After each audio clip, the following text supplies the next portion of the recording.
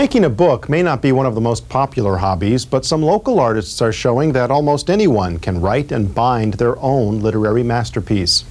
And they're unleashing the creative potential in some youngsters who are showcasing their original works right alongside those of some well-known artists and authors.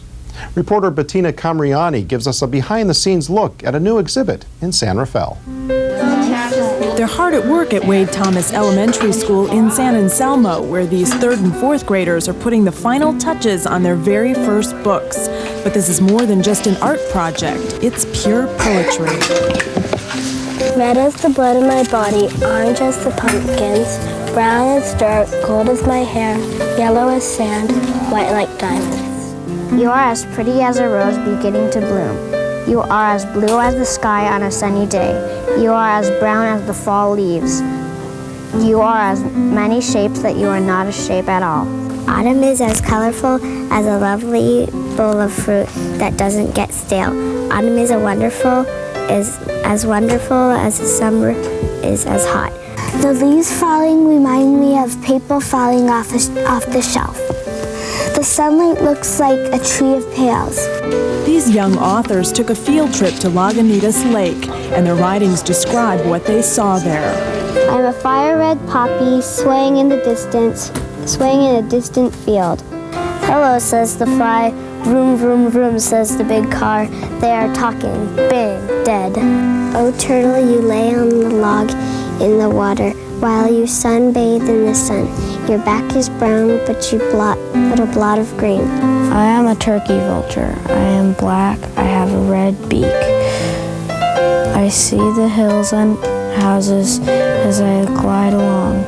Now the odes and haikus are making their ways into some very unique books, complete with enticing front covers and some snazzy inner pages. But what's a book without a few colorful illustrations? These writers are doing double duty as artists, even cutting yarn to give the attachments a little texture. Susan Hyde is overseeing the artistry.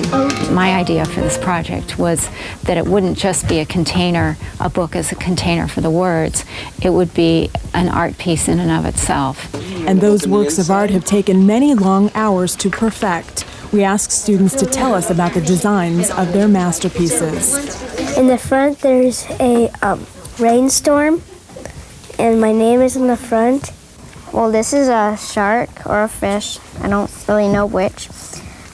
And this is a raindrop, and it was Ode to the Lake. And this one is Ladybug on a leaf, and that one's a ladybug on a flower. And it was I Am Part of the Earth. And this one is Autumn. All of these books are about to go on display as part of an exhibit on making books. And while some students say they're nervous about showing their works to the world, 3rd grader Denali Gillespie says she is ready. I think that it's really cool because I've never really had anything on display, and I've never had anything that was really special to me that I enjoyed making at school. And I just think that it's going to be fun to see it on display. The students' works will be shown here at the Falkirk Cultural Center in San Rafael. Artists Susan Hyde and Judith Selby are positioning each book to maximize its impact. Well, I think one of the nice things about this exhibition is that the children's works are commingled with books by well-known established artists, by famous writers, and so there's a real integration here. It's not a show that's children on one side and the adults on the other. It's really about celebrating all of our creativity and that everyone can participate in that. The children's works are on tables low to the ground for the small folks to see, and nearby more than 300 works, some sculptures, others cascading words, but all, believe it or not, are books. Books mean different things to the author or the artist that creates them. In fact, this entire exhibit is designed to expand the definition of a book and empower the author to create something without any limits. There are books in this exhibition that defy definition. There are books that jump, that giggle, that leap off the page, that turn and fold and do all kinds of remarkable things.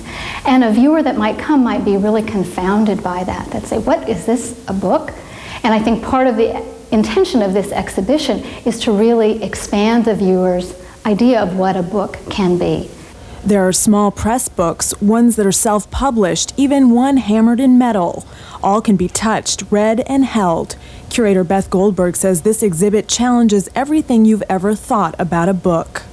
One in particular that's really magical is a candle doll. It's actually, she's taken candles and the wax drips down over a doll and the pages of a book. It's almost edible. It's sort of like looking at a birthday cake. But just again to break out of those boundaries of the book as just something, you know, traditionally to look at with words. It's just looking at even the book as a sculptural object and how books, you know, how we can really look at them freshly and have fun with them and really enjoy just the whole idea of the book and how it communicates. And for the youngest artists, it's validation.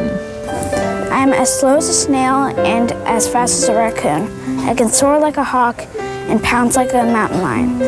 I can swim like a salmon. I can slither like a rattlesnake. That is me, and I will always be myself. I think by making a book, it empowers the children to say, you mean I can have ideas and they have value in the world and I can put them out, I can express them and other people might receive them. And then kind of coming full circle back to the exhibition, this is a real opportunity for them to show and to share. That they will know that other people will be viewing what they have made and that they have something of importance to say. In San Rafael, Bettina Camriani for the Marin Report. The bookmaking exhibit is on display at the Falkirk Cultural Center through March 27th.